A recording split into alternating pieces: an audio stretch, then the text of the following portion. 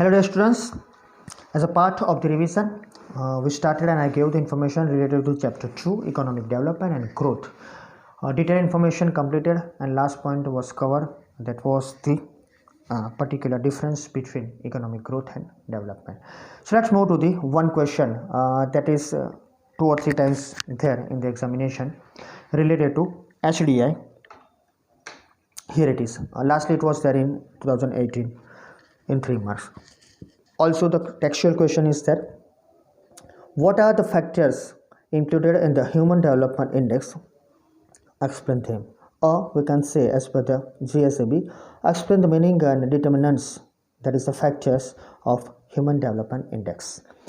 So United Nations Development Program UNDP presented the HDR Human Development Report in 1990. For 1 mark, keep in mind this one. Okay, UNDP presented this one through the HDI was given 1990. Okay, in which HDI was presented as an indicator of economic development. 3 factors are included in HDI: life expectancy, knowledge, that is education, standard of living. तो इस 3 factors को लेके HDI decide हुआ है. Let's give the entry in detail. The first one, determinants number 1, life expectancy. So what is there in life expectancy? Number of years a child is expected to live on an average at the time of birth is known as life expectancy at birth. So it is 1 mark question also.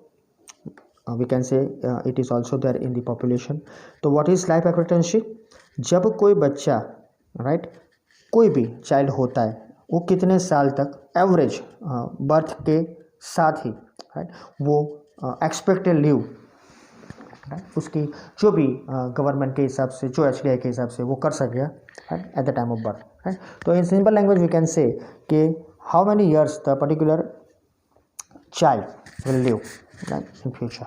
सो बहुत सीधी तरीके से आपको बता दिया गया कि भी बच्चा इतने साल जिएगा. It is depend upon the particular countries health related things हम कह सकते हैं. तो expected to live. Also the expected number of years of a life at birth of population of a country determines the value of this component. तो ये value किसके ऊपर से डिसाइड होगी? The number of years of the life of the birth, that is population of a country. Okay, so it is totally population of a country determines this one. Also higher expectancy of life indicates better situation. जब बच्चा simple चीज़ है कि अगर वो अभी से उसने दुनिया देखी नहीं फिर भी हम एडवांस में डिसाइड कर लेते हैं on the basis of the human development. तो ऐसा हो सकता है क्योंकि वो अभी हमारी कंट्री में ऐसा कोई पर्टिकुलर लेवल नहीं है कि सबको ये समझाया जाए कि हमारा हेल्थ अब अच्छा हो गया है, कंट्री का ये है वो है, बच्चा इतने साल जिएगा. तो ये हायर एक्सपेक्टेंसी है तो वो बताता है कि life indicates of this one it is better.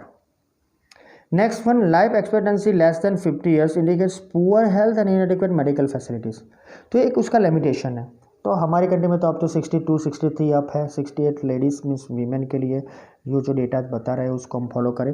सो ये जो लाइफ एक्सपेक्टेंसी 50 से नीचे हो तो वो बताती है कि आपका जो भी इंडिकेशन कंट्री के लिए है related for this one, that is poor health and medical services.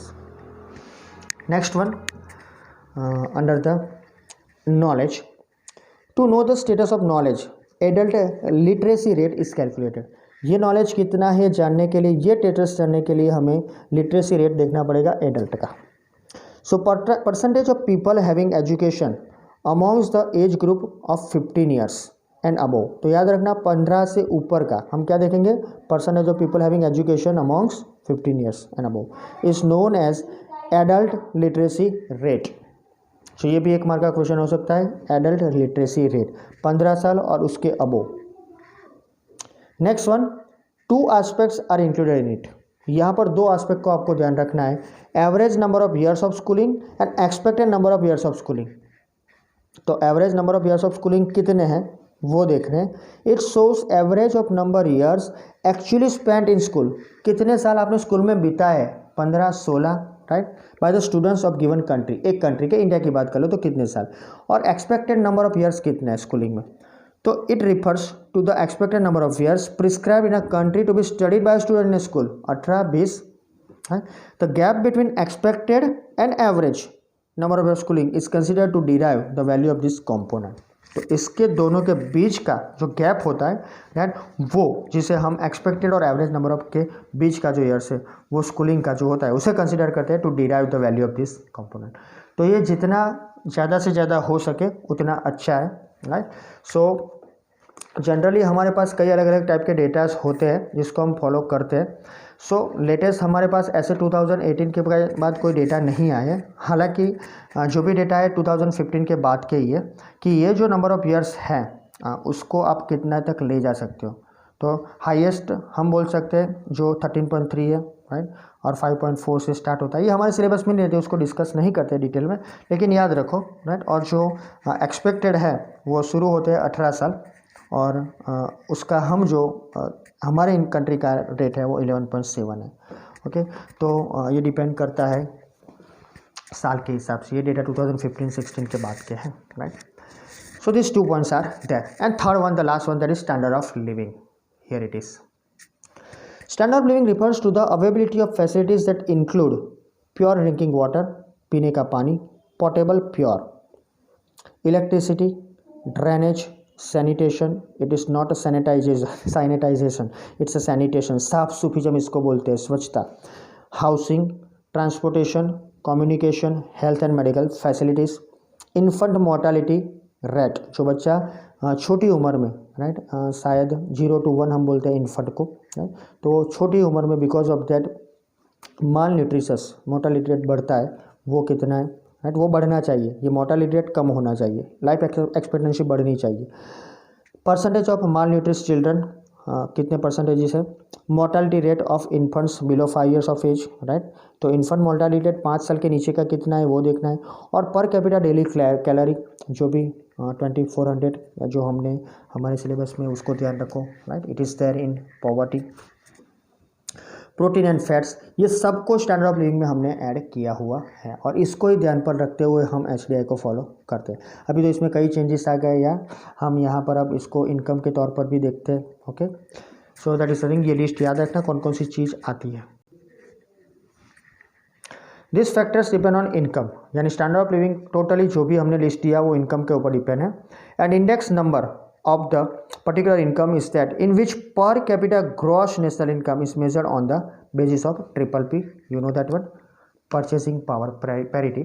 इसके तौर पर ये डिसाइड होगा, खरीद शक्ति आपकी जो होती है उसके ऊपर।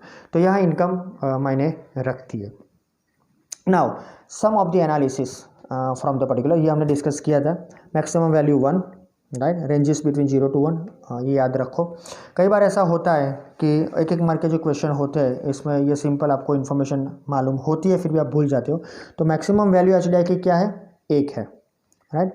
और उसका जो वैल्यू HDI का रेंजेस है वो 0 to 1 है, 0 से लेके 1 के बीच ये रेंजेस आता है। थर्ड वन है country whose HDI value is closer to 1, बहुत नज़दीक 1 से होते हैं, is consider more developed and gets higher rank in the particular HDI। तो जिस पर्टिकुलर कंट्री का ये रेट 1 से बिल्कुल नज़दीक होता है, बहुत नज़दीक होता है, राइट, उसे हम बोलते हैं मोर डेवलप्ड एंड वो रैंक HDI का ज़्यादा लेगी। अभी के लिए नॉर्वे।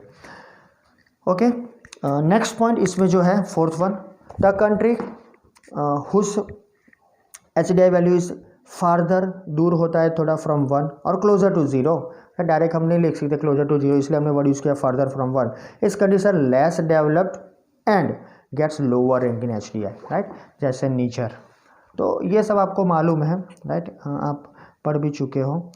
तो कई बार ऐसा होता है कि हम जनरली ऐसे कंट्री में रहते हैं जहाँ डेवलपमेंट फेस कर रहे हैं, डेवलपमेंट अच्छा है, डेवलपमेंट फेस जा रहा है, राइट। तो ज़्यादा से ज़्यादा हम 1 के नज़दीक आए, ऐसा हमारी कंट्री में के लिए हम सोचते हैं, right. So that is the thing कि हम तो 0.609 पर अभी है, उसमें कोई ना कोई तरीके से प्लस माइनस होता है 1990 के बाद, जब से शुरू हुआ है तब से लेकर, राइट। तो ये भी याद रखना।